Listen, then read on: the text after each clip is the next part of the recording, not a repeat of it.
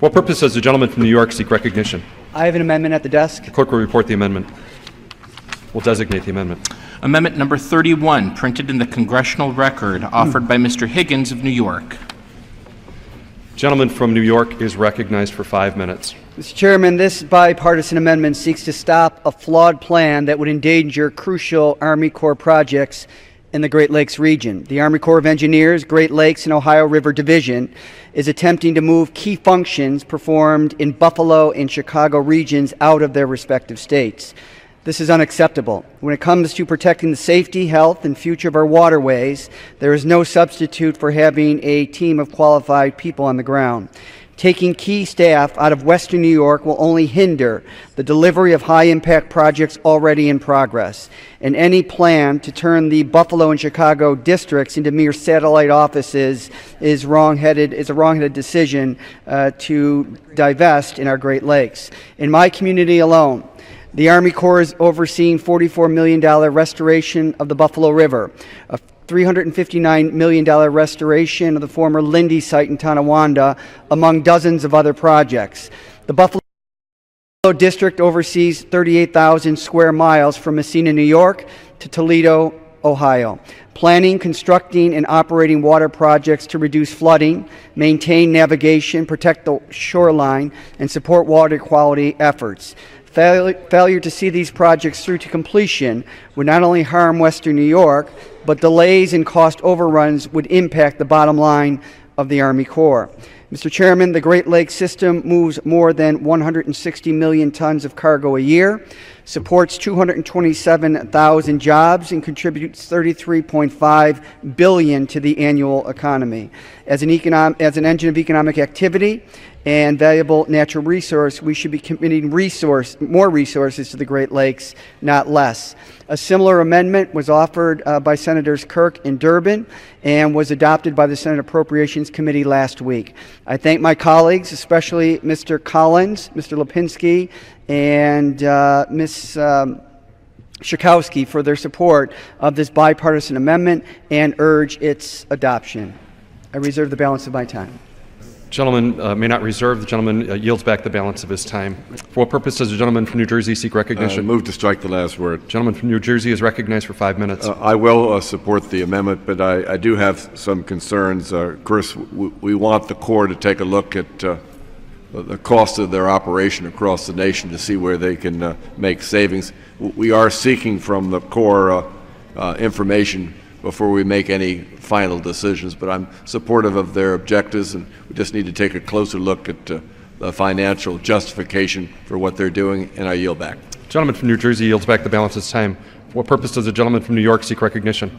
I move to strike the last word. Gentleman from New York is recognized for 5 minutes. I want to thank my colleague, Mr. Higgins from New York, for putting forth this amendment. He and I stood together in Buffalo to talk about the adverse effects this proposal by the Army Corps of Engineers would have on the growth and maintenance of the Great Lakes, one of our nation's greatest resources.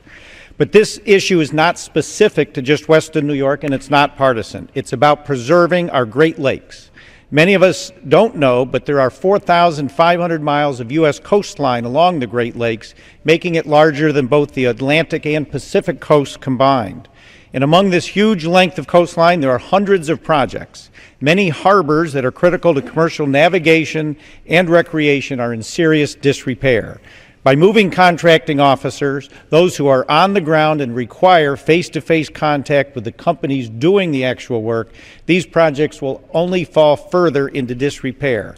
It won't save a dollar to move these employees to an office far from the site of a project. If you move these workers to Detroit or Louisville, some of them working on Buffalo or Chicago area projects will have to be flown in and stay at local hotels at government expense. How can this possibly save money? Common sense would say it's going to be more costly. This amendment is simple, and it will prevent funds in this bill from being used for this proposal. It will help maintain the Great Lakes, which are a great key economic driver to our national economy, and I hope my colleagues will support this bipartisan amendment that will ensure the Army Corps of Engineers will provide timely delivery on projects that reduce flooding, protect the shoreline, maintain navigation, and support water quality efforts all along the Great Lakes.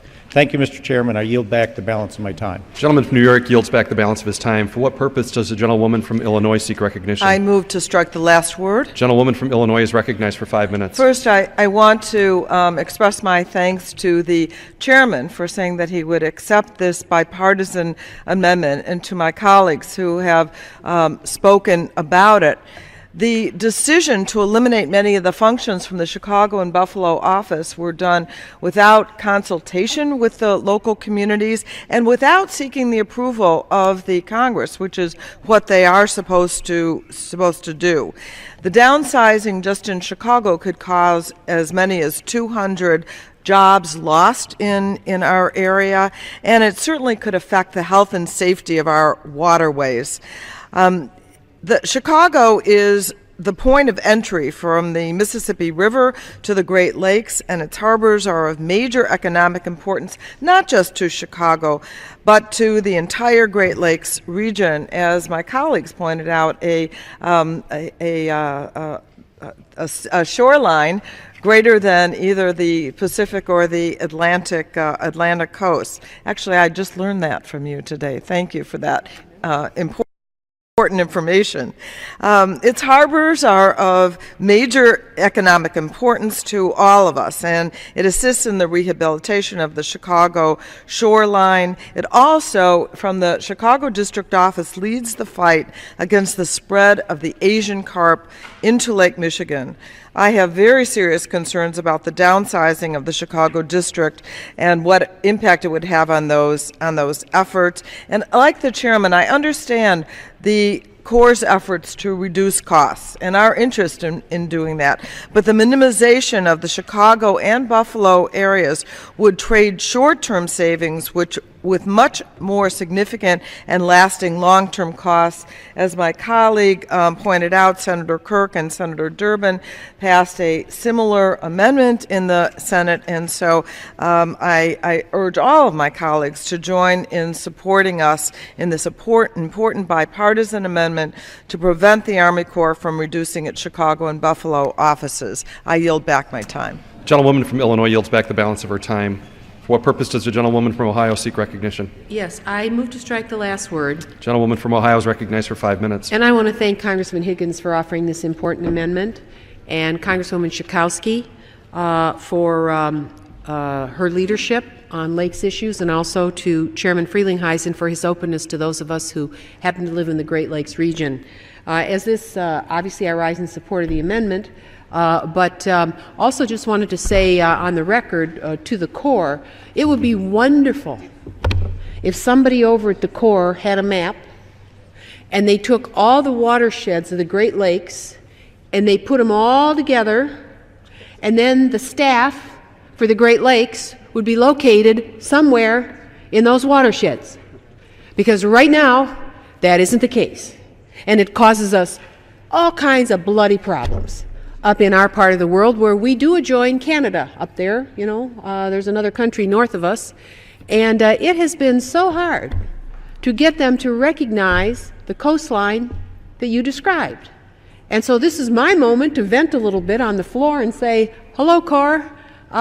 We're out there, and I happen to represent the largest watershed in the Great Lakes, and we really need the Corps' focus on the most important freshwater system that exists on the face of the earth. 20% of the fresh water on the globe, surface fresh water, is up in our region, and it always seems like it's never together. It's never together. So the gentleman's amendment helps to focus a little bit on this, but the challenge goes beyond just this amendment.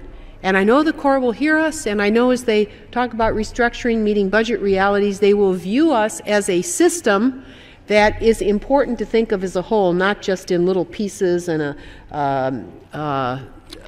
dangling participles and things that happen out there, but rather as an extraordinarily important water system for our continent and for our world. So I wanted the opportunity to say that on the record, and I thank Congressman Higgins very much for his leadership, and I thank the chair for his understanding. We in the Lakes face our own set of issues, and we need the Corps' full cooperation. I yield back my remaining time and ask my colleagues to support the Higgins amendment. Gentlewoman from Ohio yields back the balance of her time. The question is on the amendment offered by the gentleman from New York. Those in favor say aye. Those opposed say no. In the opinion of the chair, the ayes have it. The amendment